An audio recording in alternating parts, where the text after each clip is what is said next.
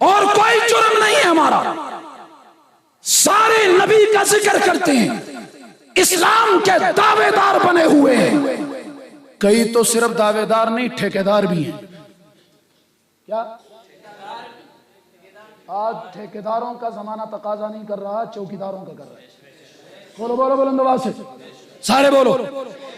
ठेकेदार बाद में बनो, दीन के चौकीदार पहले बनो। सारे बनो, सारे बोलो। दीन बचेगा नहीं, ठेकेदार किस चीज का हो? तेरा सरमाया ना बचे तो ठेकेदार किस चीज का कहलाए? पहले चौकीदारा करना सीख। और आज जमाना हमसे पहरेदार बनने का तकाजा कर रहा है। आलिम के इल्म का तकाजा भी यही है कि वो जमाने और हालात के तकाजों को मद्देनजर रखकर गुफ्तगू करे।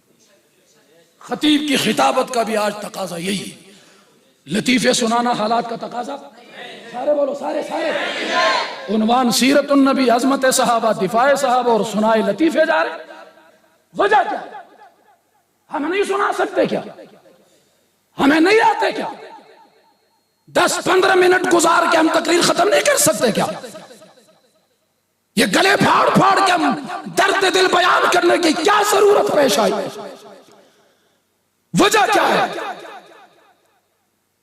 एयर कंडीशन कमरों के अंदर आराम करने को हमारा भी जी चाहता है, बच्चे हमारे भी हैं।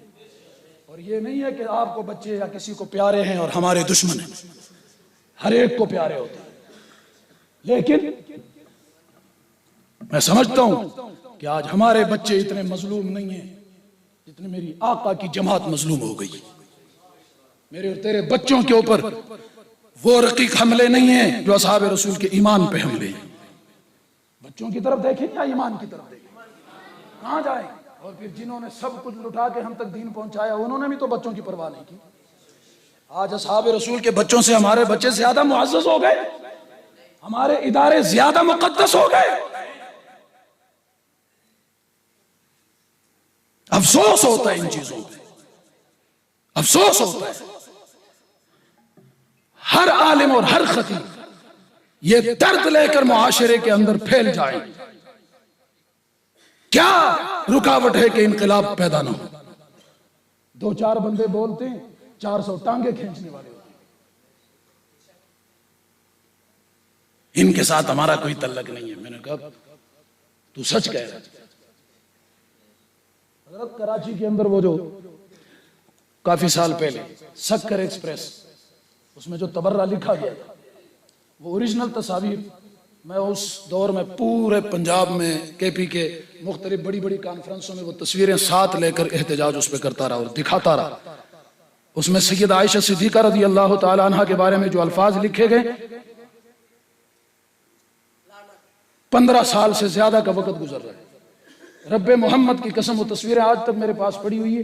1 या 2 जुमले मैंने देखते ही दिमाग में ऑफ हो गया। आज तक दोबारा मैं उसको उठाने की हिम्मत नहीं कर सका कि कायनात के अंदर किसी कंजरी के बारे में भी ये अल्फाज किसी ने आज तक तहरीर न किए हो जो उम्मुल मोमिनीन के लिए लिखे गए। बहुत सारे हजरात के साथ राब्ता किया गया कि जी इस पे आप किरदार अदा कीजिए, आप मैदान में आए, हम निकलते हैं, सर पे शफकत का हाथ रखिए, हमारा साथ दीजिए, शाबाश दीजिए, हौसला दीजिए। कईयों ने कहा जाओ हम इतने फारिग नहीं हैं, तुम जानो और सहाबा जाने, तुम जानो। और हो कारकुन बड़े परेशान हो गए थे। मैंने उस जमाने में भी कहा था कि सिपाही साहबा के वर्करों और कारकुनों, कायदीन तुम्हें मुबारक हो।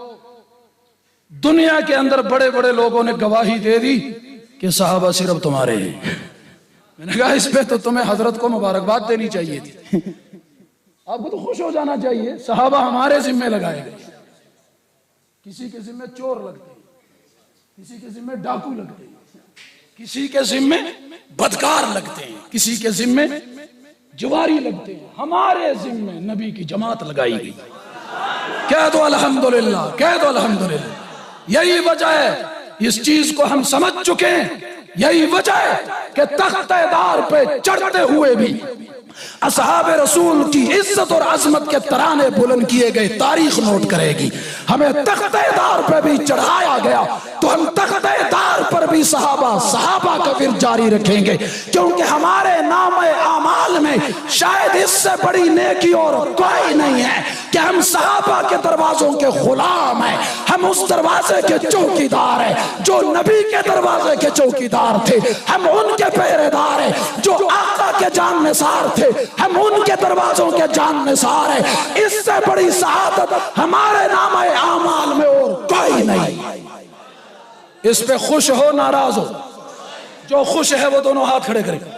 खुश हो इस बात पे? कयामत के दिन, और देखो जमाना फितने का है, जमाना बेवफाई का है।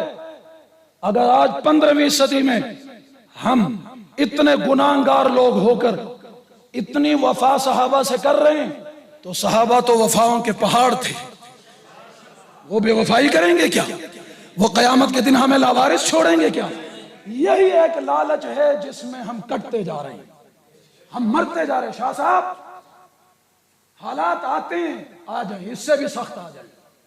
अब आजकल मैं तसल्ली देता हूँ, खासकर पंजाब के अंदर बहुत हजरात मायूस अजीब गुफ्तगू करते हैं तन्हाई में बैठ के, उनको तसल्ली। फिर मजमे में ये बात जरूरी है, जमात के जिम्मेदार हैं तो कारकुन को मायूसी से निकालना जिम्मेदार के जिम्मे लगता है। कहते हैं जी फलां फलां वजीर बन गया, वो फलां यूं बन गया, फलां इदारे में ये हो गया, ये फिर तैयारियां हो रही हैं।